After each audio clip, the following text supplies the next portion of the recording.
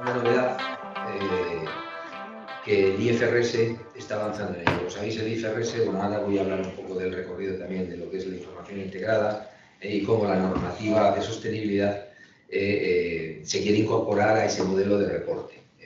Este es el propósito de la ponencia y, bueno, pues las propuestas de IFRS y el propio modelo de AECA. ¿De acuerdo? Entonces, bueno, el recorrido que voy a hacer es el que aparece ahí. Primero, un poco recordar lo que es el concepto de información integrada y vamos a ver cómo, de forma institucional, ha ido avanzando en el tiempo, desde dónde surge, y vamos a ver que son procesos que no hace tanto tiempo que están en marcha. La información de sostenibilidad, igual, es lo mismo. Y luego voy a plantear esta novedad, que IFRS ya la ha empezado a desarrollar a través de una guía, de conectar o mapear la información integrada con la de sostenibilidad, es decir, cómo la información de sostenibilidad ha de integrarse en este tipo de reporte. Para muestra un botón, el modelo AECA es lo que ha venido trabajando durante, bueno, pues ya cerca de más de una década, con una propuesta de cuadro integrado de indicadores, y luego vamos a ver al final cómo ese modelo también está adaptándose ahora para incorporar de una manera rigurosa la normativa que está saliendo en temas de sostenibilidad, tanto a nivel europeo como internacional, de la mano de IFRS. Bueno, perdón porque no lo veo muy bien con aquí. Bueno, la novedad que os traigo es esta. Es muy reciente. Yo tuve la posibilidad de asistir a un congreso el 18 de octubre en Milán, en donde IFRS propuso, dentro de un programa intenso de contenidos, esto que acabo de comentar, es decir, cómo incorporar su S1 y su S2, que son, como antes nos ha adelantado también Borja, cómo IFRS está avanzando en el tema de la normativa de sostenibilidad, cómo integrarla en la información integrada. ¿Y por qué? Porque el IFRS asumió o acogió lo que era el movimiento aquel que todos conocemos del International Integrated Reporting Council, es decir, el modelo de información integrada. Entonces ellos se están preocupando de que efectivamente esa información de sostenibilidad pues se incorpore al modelo de información integrada por el que siguen apostando, ¿de acuerdo? Han emitido una guía, que es la que veíais ahí, que podéis, bueno, pues buscar también en internet sin problema. Bueno, entonces, en ese recorrido que os comentaba, voy a empezar por la información integrada, recordar qué es la información integrada, porque hay cierta confusión a veces. Sabéis que el modelo de información integrada, bueno, pues no es que haya decaído, pero ha perdido el foco de la actualidad. Hace un tiempo estuvo más en el candelero, ¿no? Como se dice, y ahora parece que bueno, ha decaído un poco. Pero bueno, el proceso de la información integrada se basa en el pensamiento integrado, que llaman, y da como resultado un informe periódico integrado, el informe integrado. ¿Hay cierta confusión con esto? Hay algunos que confunden información integrada e informe integrado. Y no es lo mismo, es decir, es llevar a un modelo de informe ese concepto de información integrada. ¿Qué busca la información integrada? Pues poner encima de la mesa la capacidad de crear, preservar o erosionar el valor en el largo tiempo de una organización. Tiene el IR, la información integrada, el informe integrado, reúne información material sobre la estrategia, la gobernanza, el desempleo y las perspectivas de una organización en sus dimensiones económica, social y ambiental en relación con el contexto en el que opera. Como vemos, la información integrada es la información de sostenibilidad más la información económica con esa perspectiva estratégica. Y luego, evidentemente, la información integrada es algo que se nos olvida a veces y hay gente que asocia el informe integrado a la información integrada, pensando que un informe integrado de 300 páginas o de 400 es un informe integrado. Y no es así. Porque el informe integrado lo que hace es, y la información integrada, a través de ese informe integrado, proporcionar una representación clara y concisa, ahí está el reto y lo complejo, de una organización, de cómo se gestiona, cómo crea valor, y sobre todo esa información prospectiva. ¿De acuerdo? Esto está sacado del marco conceptual de la información integrada que se revisa en 2021, como ahora vamos a ver en este proceso, que me pareció interesante, ¿no? Porque hay veces que perdemos la perspectiva un poco de dónde venimos, ¿no? Entonces, el IRC, que es el encargado de impulsar este enfoque de información integrada, se crea en 2010. En 2013 aprueba su marco conceptual, lo que ponen en orden en la manera de recoger una información y cómo expresarla en un informe. En 2011 se crea el SASI y el SASI desarrolla una normativa, como sabéis, fundamentalmente de carácter sectorial. ¿De acuerdo? ¿Qué ocurre? Que en 2021 se fusionan y crean el Value Reporting Foundation en 2021, que lo que primero que hace es revisar ese framework del 2013 del IRC. ¿Dónde desemboca esto? Que parece curioso, pues al año siguiente veis que la dinámica es bastante importante, ¿no? En muy pocos tiempos, en 10 años, pues ha tenido esa evolución institucional, con lo que eso conlleva. En 2022, esta fundación se integra o es absorbida por el IFRS. El IFRS que en 2021 empieza a desarrollar su propuesta de normalización de sostenibilidad y que desde 2001, a través del IASB, viene desarrollando su información financiera. ¿Qué ocurre con esto? Es decir, el IFRS incorpora la información no financiera a la financiera dentro de su core y no desprecia y no deja olvidado el reporte integrado.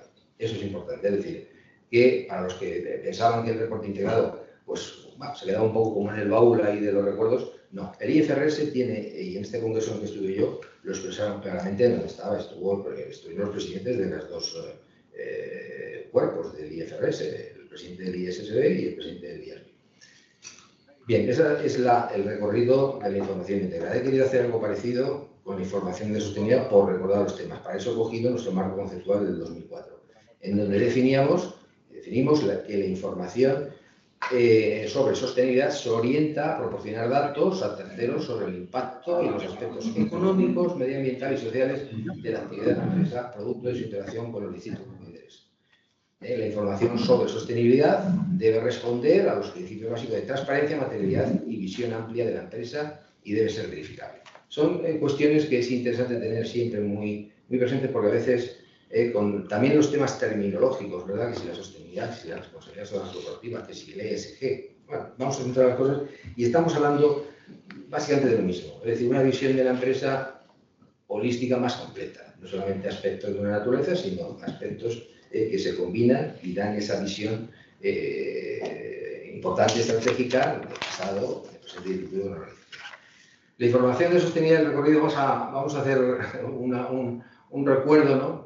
El GRI es el primero, como si os recordáis, en el 97 se funda y entonces en 2000 emite su primera guía. Es el primer organismo que a nivel global empieza a proponer información sobre sostenibilidad, pero también económica, es decir, hablaba de las tres patas, ¿de acuerdo? El FRAC se constituye en 2001 y ver la coincidencia en constitución con el IFRS, se constituye el mismo año, ¿de acuerdo? Lo que pasa es que en esa época ambas entidades se centran solamente en la información financiera. ¿Cuándo empiezan a entrar en el discurso del no financiero de sostenibilidad? En el mismo año también. No sé si ellos han recaído, lo tendrán muy claro, pero yo, al hacer la investigación del estudio, digo, bueno, pues han coincidido en la creación y en la preocupación por la sostenibilidad en el mismo año. Tanto uno como el otro, el EFRAC a través de las ESRS en 2022 y el IFRS a través de sus S, como hemos visto, han emitido dos normas de momento, pues en el 2022 también. O sea, es interesante el tema. Bien, entonces, ¿cómo pone en común o cómo intenta conectar IFRS estos dos ámbitos, el de la información integrada y el de la sostenibilidad? Pues con esa tablita, un mapeo. A mí eso me parece genial. Eso lo tenemos que tener muy presente para muchas cosas. Incluso el modelo de ECA también lo está considerando. Es decir, al final, ¿qué es esa tabla? Arriba, lo que están son los elementos de la información integrada, del marco conceptual de la información integrada. Y como veis, pues se apuntan el tema, a ver si me voy a coger, por ahí no lo veo bien, voy a coger lo que tengo más cerca. Temas de organización, y entonces, bueno, temas de gobierno, temas de modelo de negocio, tema de riesgos, temas de estrategia y de acción, digamos, performance. Y en la columna de la izquierda se agrupan los temas tocados por la IFRS, S1 y S2, ¿de acuerdo? Y entonces, ¿cómo los clasifica? Pues también por gobierno, estrategia, por riesgo y por métricas. Entonces, lo que hace es decir, ¿en qué parte de la S1 tengo yo elementos para poder reportar mi información integrada de una manera correcta y que cumpla con el requisito de la información de sostenibilidad? Y ahí tenéis, ahí se ve un poco mal, perdonad esta presentación, que la tenéis luego a vuestra disposición, como si entramos en la S1, no voy a entrar porque tendría que salir vamos, a Google, buscar el IFRS S1 y entrar, pero es muy sencillo. Si entráis a la norma S1 y os vais por párrafos, porque estas normas y estas guías, como sabéis, están muy estructuraditas, vienen por párrafos. Veis que en el capítulo este que dice aquí, que se relaciona a gobernanza, en los párrafos 27A y de 27 y hasta el punto 5 y 27B hasta el punto 2 y ahí se habla en la norma S1 de los temas que afectan al informe integrado sobre esa materia. Y así, ese ejercicio lo podéis hacer con el resto. Es decir, cada casilla os dice el párrafo donde en la S1 está lo relativo a lo que el informe integrado te está pidiendo sobre ese aspecto. Esto yo creo que es una manera muy interesante de cuando tú vas a hacer un informe integrado, pues saber que no te vas a dejar nada de sostenibilidad en el... Y vas a poder decir que ese informe integrado cumple con esa información de sostenibilidad fundamental.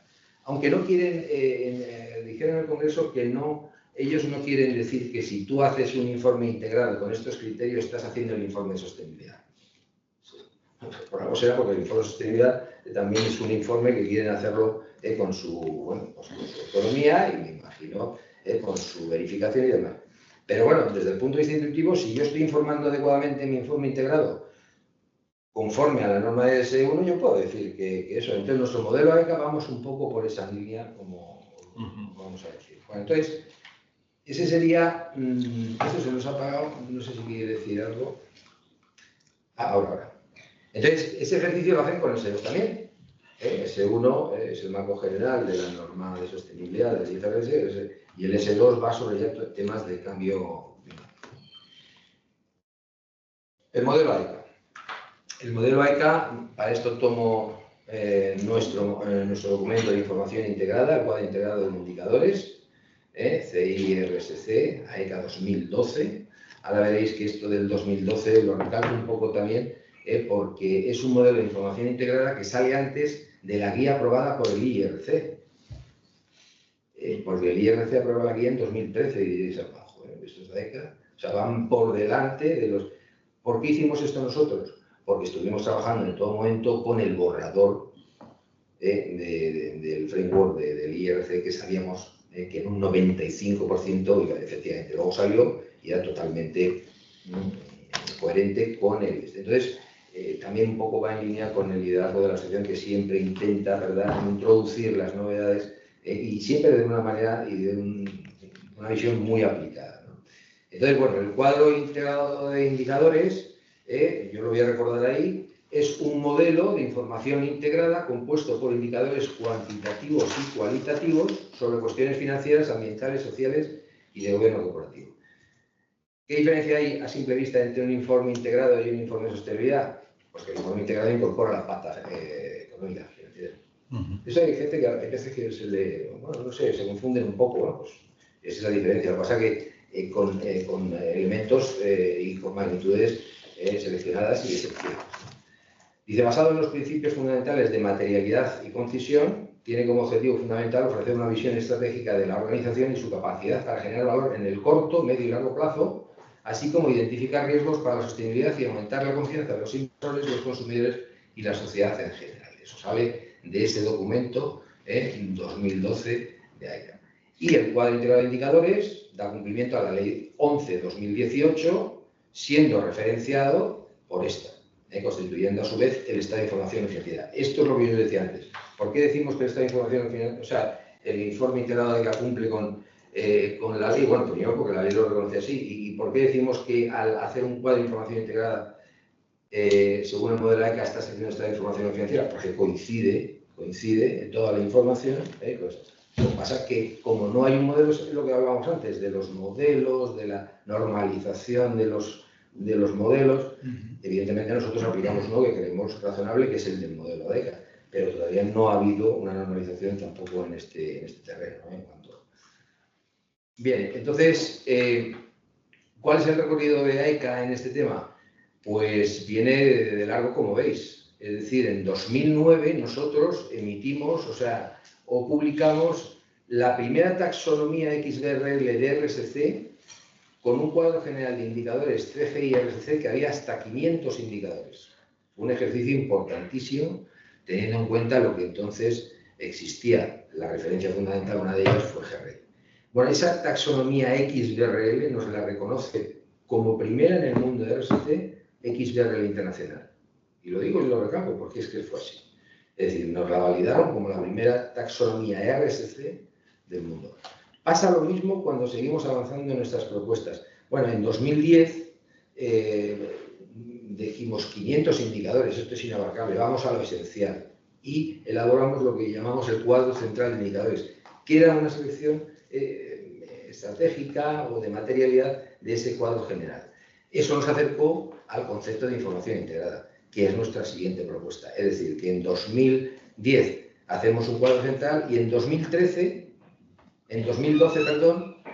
proponemos ya ese cuadro integrado que antes os comentaba, reconocido en la Ley 11/2018. Y la taxonomía que hacemos XBRL nos la reconoce también XBRL Internacional como la primera taxonomía de información integrada del mundo. ¿Y por qué fuimos capaces de generar esto, diréis? Con lo pequeñito que es AECA. Porque tenemos al talento. Y el talento en ese momento eran las personas que estaban más avanzadas en el desarrollo de taxonomías XBRL en el mundo. Lo voy a citar porque es el equipo de María Mora, Francisco Flores, Manuel Rejón, Omar Jatén, básicamente. ¿Eso cómo lo llevamos? En línea con lo que se comentaba aquí, y cómo facilitamos la aplicación de esto por las organizaciones a través de un modelo, en una base tecnológica y en lo que llamamos Integrated Suite. En 2013 desarrollamos una plataforma online para que, de una manera estructurada, toda la organización que lo estimara oportuno pudiera aplicar el modelo, y esto va muy bueno. Nuestro modelo lo estuvo aplicando Telefónica. Publicó un par de años su memoria, su información estudiada, aparte de un informe más completo, con nuestro cuadro. Quiero decir, es un modelo que sirve para grandes, pero va enfocado más bien, sobre todo, para las pymes. Porque es un modelo que te permite hacer un check-in box de lo que tú necesitas, lo que hablábamos antes. En un apartado determinado te está pidiendo esto, y tú lo metes, y al final eso te genera, esta plataforma te genera un informe integrado, de acuerdo a la Ley 11/2011, por lo tanto, un informe no financiero, que tú te lo puedes imprimir en Word o te lo puedes imprimir en PDF, si no recuerdo mal. Bueno, y el formato XBRL. Entonces, ese es el recorrido de lo que es el modelo de AECA, que ahora, y ya estoy terminando con esta última parte de la introducción, estamos en un proceso adaptativo, lo estamos adaptando al nuevo marco. En el lado izquierdo tenemos el modelo de AECA con la estructura de indicadores cuantitativos y cualitativos, en el número de indicadores, y cada uno de ellos en el área correspondiente, ¿de acuerdo? Mirad aquí, bueno, ahí lo tenéis, es el tema financiero. En los cuantitativos, ¿qué hemos hecho nosotros? Nos hemos centrado especialmente por el tema de la comparabilidad en los indicadores cuantitativos. Ahí vemos que de esos 1000 y pico data points, no sé qué porcentaje decía antes Borja, son narrativos, ¿no? 60 decías. La comparabilidad de una narración es mucho más complicada que una cuantitativa, que es la desventaja que tiene la información de sostenibilidad respecto a la información financiera. Pero claro, eso hay que intentar atajarlo. Nuestro modelo lo planteamos desde un principio para que fuera lo más cuantitativo posible, y de ahí tenéis la proporción. Hay 71 indicadores cuantitativos y 21 cualitativos. Pero no dejamos, como veis, ninguna de las áreas fundamentales del concepto de información integrada sin reportar. Entonces hay 18 financieros, 9 ambientales, 24 sociales, 10 de gobierno corporativo. Hay unos complejos que llamamos que son combinación de distintos indicadores, y luego los cualitativos que describen el modelo de negocio, las políticas de sostenibilidad, de sostenibilidad y los riesgos, ¿de acuerdo? ¿Qué ocurre? Que este modelo, que vamos a seguir utilizándolo, lo vamos a mapear perfectamente con la normativa actual europea e internacional, está evolucionando hacia un modelo en donde recoge lo que hablábamos antes. ¿Qué es lo esencial para que esto tenga recorrido? Que las pequeñas y medianas, con la guía voluntaria que acaba de aprobar el EFRAG, puedan aplicar esto de la manera más sencilla posible. Y lo que ha dicho Pedro antes, es decir, en vez de ir de arriba hacia abajo, ayudar a que vaya de abajo hacia arriba. Es decir, que las pequeñas tengan esa posibilidad de reportar adecuadamente dentro de la cadena de valor a sus empresas fundamentales. Entonces, ¿qué ocurre? Que, claro, el EFRAG propone una estructura. Nosotros vamos a intentar adaptar nuestro modelo, por lo menos una pata, porque queremos también desarrollar la adaptación a las IFRS. Y no es esto, porque el EFRAG, como sabéis, propone 3 modelos, o sea, tres niveles de información para las pymes. El básico, el modelo básico, con 12 indicadores. Yo ya me lío entre el indicador y el data point. Bueno, yo diría, o sea, el data point para mí es el indicador. O sea, el data point para mí es el indicador.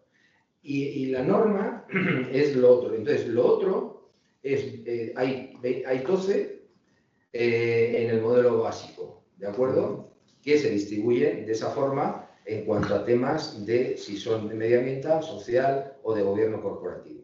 Y luego tienen otros 2 módulos que dan un pasito más del básico. Entonces piden unos indicadores narrativos, unos pocos más para el PAC, módulo S, el módulo PAC, y luego otro pasito más para el otro módulo en complejidad, que es el del Business Partners, ¿de acuerdo? Entonces, claro, nuestro modelo ha de ir adaptándose y tenemos un proceso adaptativo.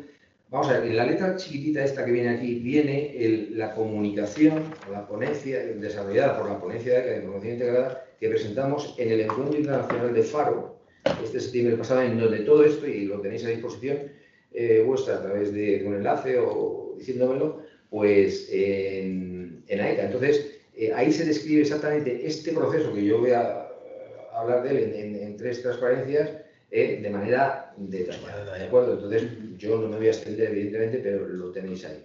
Entonces, en la siguiente, lo que queremos reflejar es lo que hemos hecho. El mapeo ese que hizo el IFRS con el tema, lo hemos hecho aquí. Es decir, ¿qué indicadores del modelo de AECA están en la guía voluntaria para las pequeñas y medianas del FRAC? Y viceversa, ¿qué indicadores hay en la guía que no están en el modelo? De forma tal que luego, con un análisis de materialidad, proponemos nuestro modelo de antes adaptado al actual en la parte del o sea, digamos SRS, que es la parte o la normativa europea.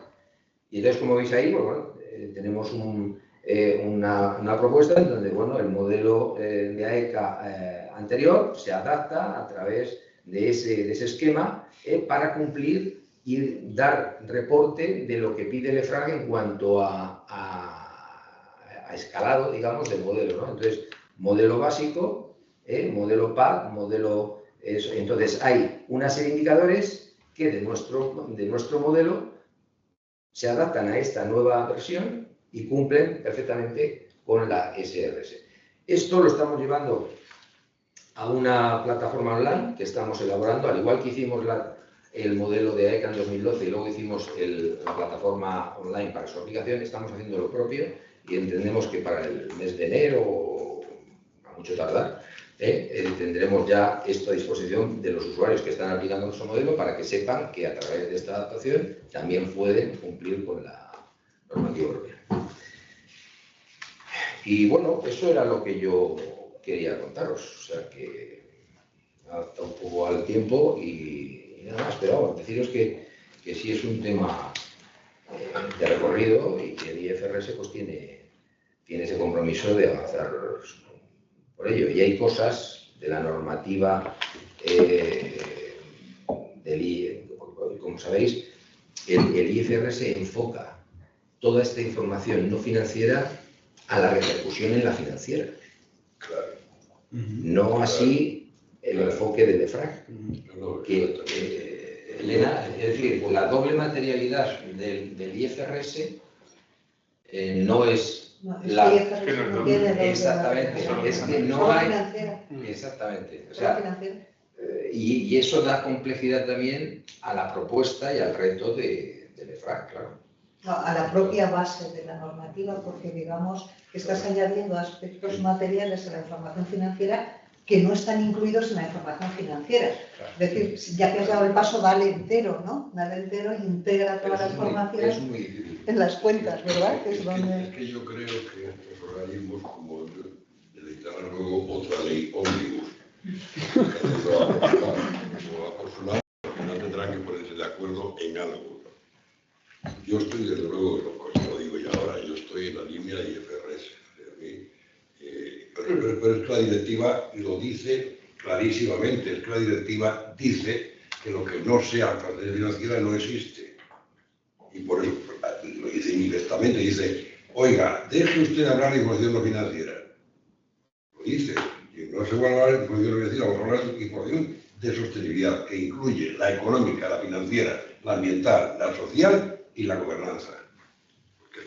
Es que es lo que dice la directiva, luego desarrollarán como quiera. No, pero en el concepto de sostenibilidad de la directiva yo entiendo que la económica no es una pata que hablan solamente de medioambiental, social, de gobierno, luego bueno, el tema de derechos humanos, todo esto que no existe en la pata social. Está la social también. Sí, pero ¿para qué pero hay que interpretarla? ¿Para qué lo dice eso? Para que pueda ser completando en información integrada la económico-financiera, porque si la empresa... No es integrada, lo que propone...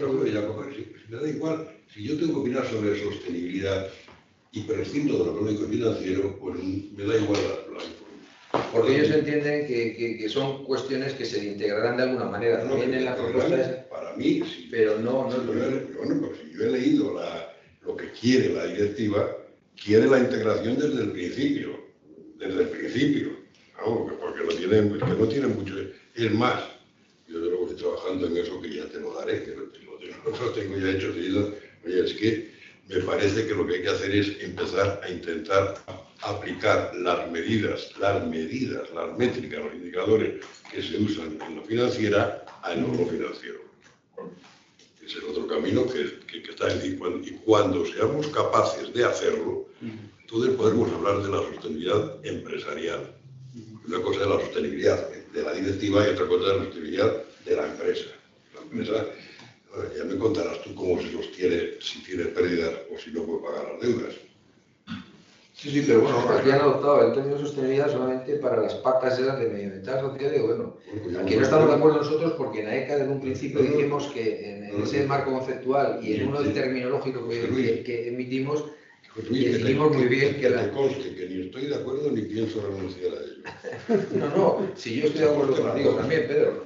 Pero que te quiere decir que estos vamos, que es que luego me influye en algo sostenible que es el sistema general de forma inmediata, porque, por ejemplo, con arreglo a qué criterios se van a repartir los fondos para recuperar la economía de las empresas en ayudas después de todas las desgracias que hemos tenido. ¿Con qué criterios? ¿Vamos a seguir ayudando a empresas calificadas como zombies? Porque, sin embargo, son muy buenas. Oye, no tienen ánimo de lucro, no tienen nada de eso, son buenísimas, no contaminan, pero te meten un agujero todos los años en el bolsillo, que tienes que pagar tú por la vía social, es decir, por los impuestos. Al final, si no integras eso, no tiene ningún sentido que sostener. No, lo que necesito son indicadores de los aspectos ambientales, de los aspectos sociales y de los aspectos de gobernanza, que añadidos en la misma línea que yo no renuncio, ella ya lo ha dicho, de la triple bottom line, me hacen o no decir si una empresa es sostenible o no es sostenible. La empresa, no importa Claro, me importa que sea la empresa sostenible, ¿no? Y yo comprendo que si tengo que ser un consumidor, no empresario, y luchar contra el cambio climático, pues claro, no me puede decir que usted es una empresa, ¿no? Los criterios ambientales estarán ahí, pero la empresa que diga, yo quiero saber si soy sostenible o no, que me diga cómo lo hace si no tiene en cuenta los 5 aspectos. Los 3, el social, el ambiental, el gobernanza, sí, porque además, pues, que está ahí, es decir, que, y yo te digo, como decía antes, eso nos lleva a un tema fundamental que tendremos que desarrollar entre todos, que es el tema de las ponderaciones. Cuánto de económico, cuánto de financiero, cuánto de social, cuánto de ambiental, cuánto de gobernanza, y ya os digo, es un tema sectorial también, como decía. Yo lo que estoy trabajando, a todo eso lo llamo el umbral de la sostenibilidad. Hay algunos que... ¿Cuál es el umbral de la sostenibilidad? Lo mismo que hemos tenido siempre el punto muerto o umbral en lo económico, pues tenemos que buscarle en lo social, en lo ambiental y en la gobernanza. Ahora, no decir que como nos ha pasado con riesgos. Con riesgos que ha pasado, ahora de repente los riesgos son importantes, como si no hubieran sido importantes desde el nacimiento de la humanidad, no de la revolución industrial. Otra cosa es que no sabíamos contabilizarlos, y como no sabíamos, pues no los contabilizamos. Vamos a poner la Pero pantalla el riesgo está ahí. No, vamos a darle la palabra a los online, que le hemos quitado la pantalla y bueno, si hay alguien que quiera, no sé si hay algún turno de palabra o quiere alguien comentar algo, tenemos algunos minutos, pues si se nos ha quedado algo en el tintero. Yo quería preguntar a Eva una cosa, bueno, o más bien, no se le voy a preguntar a Javier o a ti, te quedas tú solo, Borja. Ahora te lo comento si no hay... No, me ha llamado la atención eso de la disparidad que hay de taxonomía cerrada, taxonomía abierta. O sea, ESMA y el ESEF es abierto, y lo otro, y SRS, EFRAG, es cerrado. Entonces, ¿quién tiene ascendencia? Y es decir, y si hay un proceso... Que la ESMA es la que va a decir la ESMA, al final. el ESEF.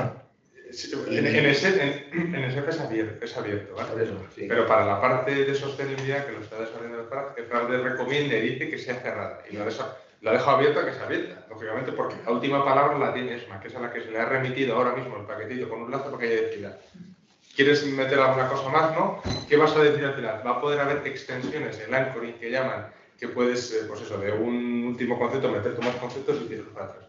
El Fran te está diciendo que por favor que... Sí, por favor, pero si ESMA dice que abierto, ¿qué hace Frank? ¿Está preparado para eso? Lo ha dicho Javier, sí, que o sea, el modelo que tienen está preparado y abierto para que también sea taxonomía abierta. Abierta, bien. Sí. Pues es que... O sea, lo tienen ahí de una manera civilina, dicen que vienen a decir que sea cerrada. Bueno, lógicamente se han preparado para no de repente si dice ESMA que sea cerrada tener que cambiar todo otra vez, porque no tendría sentido, ¿no? Claro, Dios recomienda lo que comentaba Javier, ¿no? Que sea abierta hacia la derecha, no abierta hacia meter filas y filas y filas, sino que, oye, tengo 7 impactos como 7 impactos, pero sobre el mismo concepto, ¿no? Claro. Otro concepto que me invento ahora, claro, bueno, no me invento. Pero eso es el enfoque de SEF. Claro. El enfoque de SEF, sí, pero es el enfoque de SEF. Entonces, es que ahí viene el riesgo. Si tenemos ya haber un mínimo de todo. Sí, ¿no?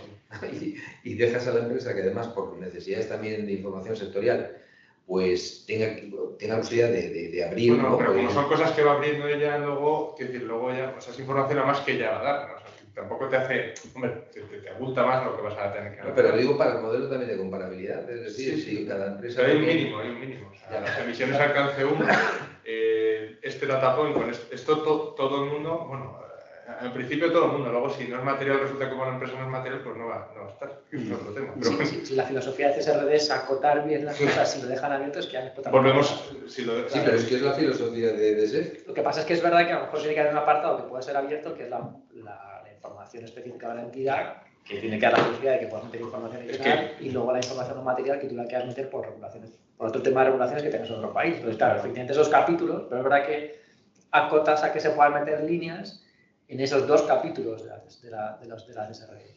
Del resto, romper la filosofía que dice CSRD, documento, materialidad, esto es lo que tienes que hacer, reportar y no te salgas de aquí. pero en el informe sí que podrás ponerlo. Yo entiendo que esta información más sectorial, más específica de la empresa, si hay que añadirla en el informe. En los capítulos esos que En el informe se podría añadir esta información, lo que no va a estar es en la taxonomía digital. Digamos que no va a haber una equivalencia, ¿no?, en las tablas que se presenten. Tú tendrás que, en el kit de lo tendrás que linkar a algo. Es decir, si yo te hablo, por ejemplo, de una cosa que no está contemplado, tienes que ligarlo a algo. Imagínate que, no sé, lo que sea. A lo que más se puede aproximar es a los clones de transición del E135, tú me lo linkas aquí. O sea, no puedes dejar un data point suelto dando vueltas por ahí. Tienes que linkarlo a algo concreto. Pero puedes abrirlo. Es lo que te decía, si es que también va a entrar luego para la opinión el de informar o explicar. Oiga, usted explica por qué no lo pone, o si, no, si dice que no lo pone porque no le da la gana, pues yo valoraré lo que el otro sí porque pone, aunque sea voluntario. Yo lo valoraré. ¿Para saber qué? Para saber si te pongo el dinero a ti o a ti. Claro. Por ejemplo, o para ver si voto al CEO o no le voto. O para ver si en el ranking que me va a servir luego para el coste de capital estoy en el primer lugar o en el 35. Y si no es para eso, pues estamos en una economía intervenida, vale, lo que diga el regulador. Punto. Y lo demás no existe. Pero si estamos en una economía de mercado, tú tienes que garantizar la competitividad, es decir, la productividad para que va a haber competencia. Y esta información es básica para que tú puedas comparar. ¿Por qué? Pues porque si no, ¿cómo respondemos, por ejemplo, al coste de oportunidad? ¿Cómo sabemos si tenemos el dinero donde tenemos que tenerlo? Se ha incorporado en ese campo, por ejemplo, todo el tema de lo emocional. Porque es evidente que un inversor puede preferir trabajar en la empresa de su familia ganando menos que en la empresa de un tercero ganando más. Bueno, pues ese es el complemento de la rentabilidad económica. Todo eso quede abierto, vamos. Os he contado antes el ejemplo. Ya verán los demás. Si dicen, que tú no pones el del agua, ¿por qué? No, pues porque no uso el agua. No, sino porque lo uso mucho y por lo tanto no me interesa ponerlo. Y como no es obligatorio, bueno, no es obligatorio, pero como te lo ponga el competidor, veremos si es obligatorio o no. Veremos si es obligatorio. Pedro, quería preguntarle yo una cosa que me ha quedado un poco ahí. Cuando habéis descrito los grupos de interés de la Directiva de Diligencia de Vida, a lo mejor no mira yo bien, pero echan falta un grupo de interés interno, que es el de los propios propietarios, accionistas o directivos. O sea, la directiva está catalogado como un público al que tener en cuenta para toda su aplicación. Mira, es verdad que es la que... La verdad es que igual es por la materia que trata. O sea, una cosa es que igual por CSRD tú creas que debes involucrar a los accionistas o en el análisis como parte interesada, y otra cosa es por los impactos. O sea, al final la directiva de diligencia de vida tienes que analizar los impactos adversos en derechos humanos y medio ambiente. Entonces tienes las partes interesadas, son las que en teoría van a ver o pueden considerar o son expertas en temas de derechos humanos y medio ambiente que puedan verse afectados por la actividad de la compañía. Entonces, por eso considera que estas son las partes que pueden opinar de esa materia. Están muy desagregadas, es decir, ahí muchas veces el grupo de interés los ves un poco en plan más genéricos, ¿no? Agrupando dentro, pero ahí no, Sí. Sin embargo, no estiman que lo que la dirigencia, o sea, la directiva tiene de implicación para el resto de grupos, no haya ninguna implicación para los accionistas. Que causes un efecto adverso en los derechos humanos o que los accionistas puedan opinar. Bueno, igual sí, que quiero decir, lo que pasa es que estos son los que la norma dice que sí o sí hay que involucrar. Sí, pero la cosa es que hoy llega el análisis que han hecho en la directiva no lo han metido como grupo interno. Bueno, es la introducción al principio, donde te dice cuál es la cadena de valor y qué es la parte de negocio propia, los business insights, y la parte de cadena de suministro. Entonces te dice, aquí nos centramos en la cadena de suministro, con independencia de que la compañía tiene sus propios sistemas de... No, pero están los empleados, el grupo de interés están los empleados, y los empleados sí, de toda la cadena. Los empleados de la compañía, los empleados no sé qué... Pero bueno, no sé, que vamos, el análisis seguro que tiene sus... Pero me llama la atención, digo, a los pobres accionistas les han dejado fuera. o no les quieren fiscalizar, El problema está en que tenéis razón los dos. No, problema no. Sí. Pues claro, si tú ves los grupos de interés, lo mismo estamos hablando, del conjunto de la empresa, el primer interesado, que además no tiene ninguna limitación de información, salvo que sea analfabeto, es el gestor y el consejo de administración, Claro. que se dispone de toda la información que hay ahí. Y sobre esa base tienen mayor responsabilidad. Es lo que hablan del negocio propio, ¿no? El negocio Bueno, interno. por eso digo que es que confundimos lo que es de diligencia, de obligado cumplimiento en sentido jurídico, de qué tengo yo que informar a no importa qué grupo de interés. Pero al gestor no tengo por qué informar, es él el que crea la información. O ya la tiene, ¿cómo no va a tener? Tiene toda, la de arriba. Sí, pero tiene su responsabilidad. Yo entiendo que, no sé, no, tiene que tener su lógica, porque si no, digamos, Lógica jurídica. Una pregunta, Eva. Desde el punto antes has comentado que la norma tiene un régimen sancionador, responsabilidad civil. No, perdona, y establece que los Estados miembros establecerán un régimen sancionador. Vale. ¿Sancionador en qué sentido? ¿En qué ámbito? Evidentemente la norma, claro, lo que me refiero es que la norma habla de gestión de riesgos. Es decir, tú tienes que evaluar tus riesgos en la cadena de valor, temas otros riesgos relacionados con la parte ambiental y con la parte social. Tú estableces una metodología de riesgos, haces una clasificación, priorizas y en base a eso decides, digamos, el procedimiento de diligencia que vas a instaurar con respecto a tu determinada cadena de suministro. Pero ese procedimiento de diligencia es, digamos, tu procedimiento de control que tú crees que tienes que tener con esa parte de la cadena de suministro que tienes un riesgo para poder mitigar y en la medida de lo posible eliminar. Pero si no puedes eliminar porque el riesgo cero no existe, tendrás que mitigarlo, ¿no? Luego ya vendrá la parte de pues, responsabilidad civil, contractual que puedas tener con ellos y demás, ¿no?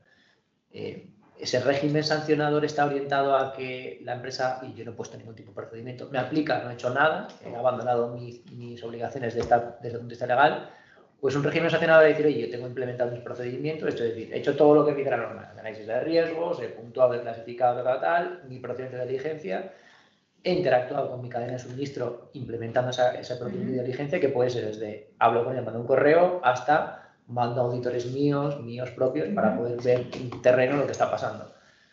En ambos casos van a seguir buscando riesgo, pero ¿hay algún tipo de reducción a nivel sancionador si yo tengo un procedimiento de diligencia, pero que se ha demostrado que no ha sido efectivo porque ha habido un problema? En primera instancia, pues lo evalúo, establece un procedimiento con mayor nivel de exigencia, pero ya ha establecido el procedimiento. ¿Qué pasa en ese sentido? ¿Que pasa algo? O sea, ¿el régimen sancionador está orientado a que no tienes nada o a si has puesto algo y pasa algo? A ver, el régimen sancionador, eso todavía no existe. Dice que los Estados miembros establecerán, habrá que ver el que establezca España, pero básicamente lo que, evidentemente, si no tienes el procedimiento, ahí vas a entrar. Seguro que habrá una previsión legal que especificará que si no tienes el procedimiento te sancionarán. Pero si incumples alguno de los pasos, que son los que detallaba, los 9 pasos de la diligencia debida, que están extremadamente detallados en cada uno de los artículos de la norma, que seguro que la ley española que transpone esa norma, que va a transponer esa norma, contendrá esos 9 pasos con ese nivel de detalle.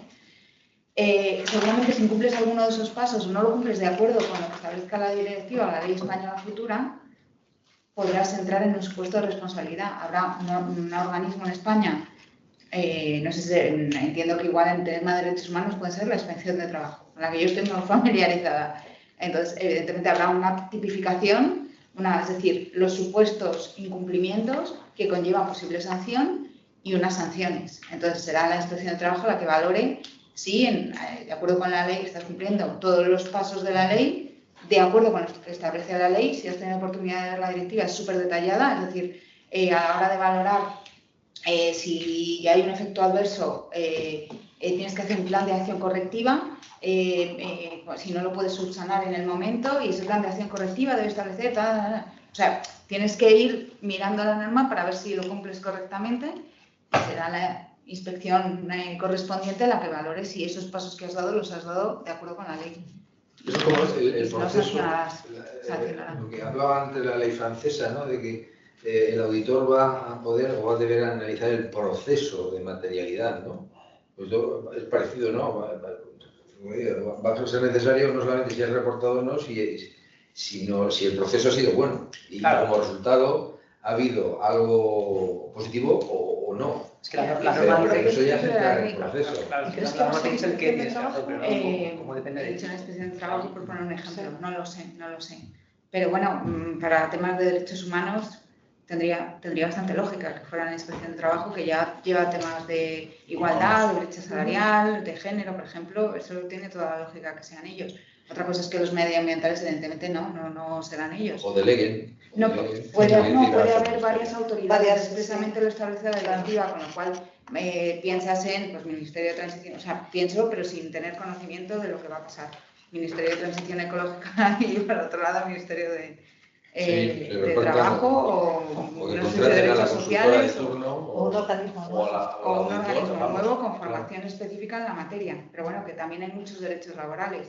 Entonces, bueno, no sé si he respondido a tu pregunta. Sí, o sea, pero lo que pasa es que es verdad que está pendiente de desarrollo, claro, que las leyes concretas de cada país lo desarrollen. Que, por ejemplo, en normas, por ejemplo, el tema de blanqueo está claro, y si no tengo nada, tienes una sanción que es esta, pero si tengo algo, ya la sanción se reduce, o los que habrá que ver si ha habido dolo o no hay dolo, y habrá otra serie de procesos posteriores para hacer qué es lo que ha pasado. En este caso, supongo que es lo mismo, es decir, la norma te regula qué tienes que hacer, en qué fase, fase 1, fase 2, fase 3, ahora, cómo lo haces depende del nivel de riesgo de la compañía. Ya me imagino, antes os comentaba, la política de diligencia de vida tiene que tener un contenido específico.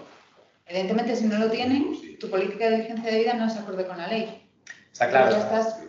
Ahí se podría, o sea, sin haber hecho, habrá que ver la tipificación que tiene la ley, pero ahí ya podría haber un problema sancionable. Sí, pero la política acá depende un poco del nivel de riesgo. Pues que yo tenga una política que implemento que mando un mail, oye, está bien, estoy bien. No, pero la política es un documento que tendrá que aprobar el órgano de administración, que tiene que tener referencia al código ético, a lo que esperan las personas de los trabajadores, bueno, una serie de... Me refiero que luego habrá que ejecutar esa política. Sí, eso también es el primer pasito de la diligencia de vida. Yo creo que estas leyes van igual que lo de las no capitales o de riesgos penales. Las organizaciones al final están formadas por personas.